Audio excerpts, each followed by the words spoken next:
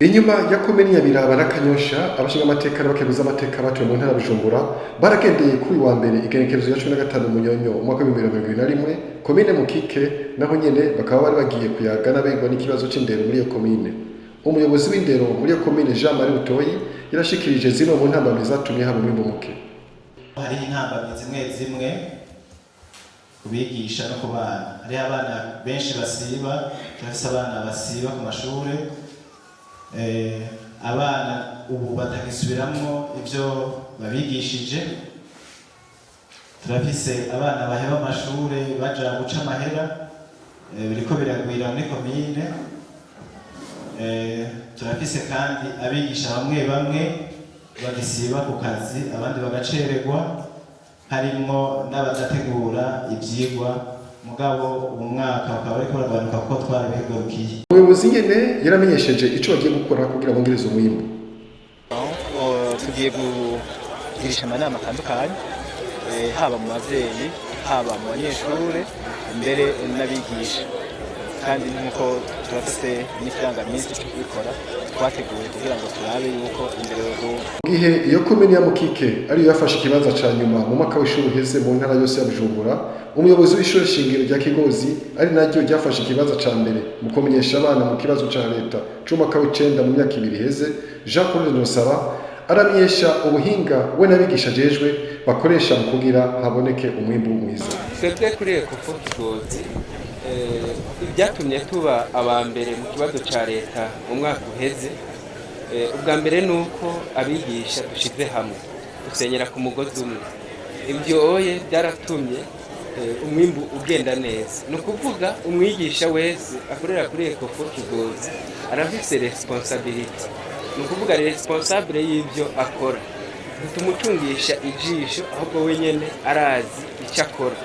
Hama umwigisha amaze kuba azi icyo akora, byatumye n'abanyeshure nabo nyene baca babashira ku kivi barazi icyo bakora.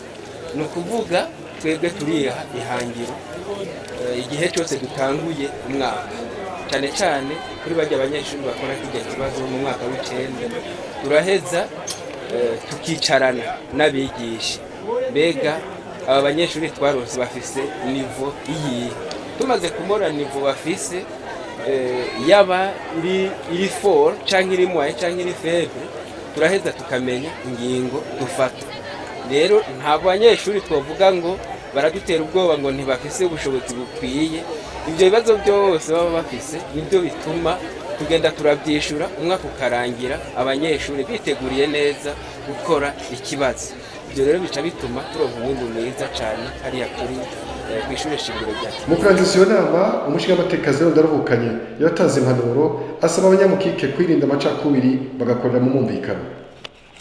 Ico tuzi uno munsi turabanyamukike twese atabwoko ataruko bari baho banyamwema canke abazungu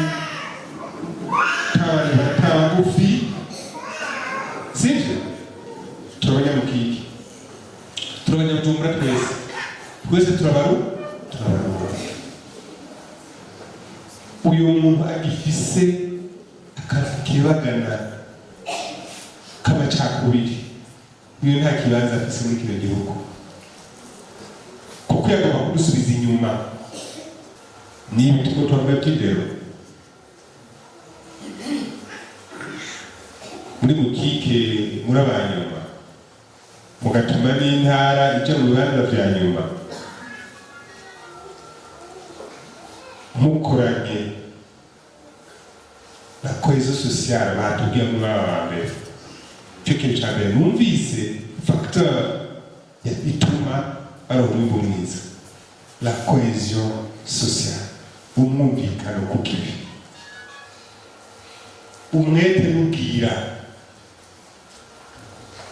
Abantu badasunikwa kugira bakore, bumva yuko ikiva ari rwabo ko atabukiduza.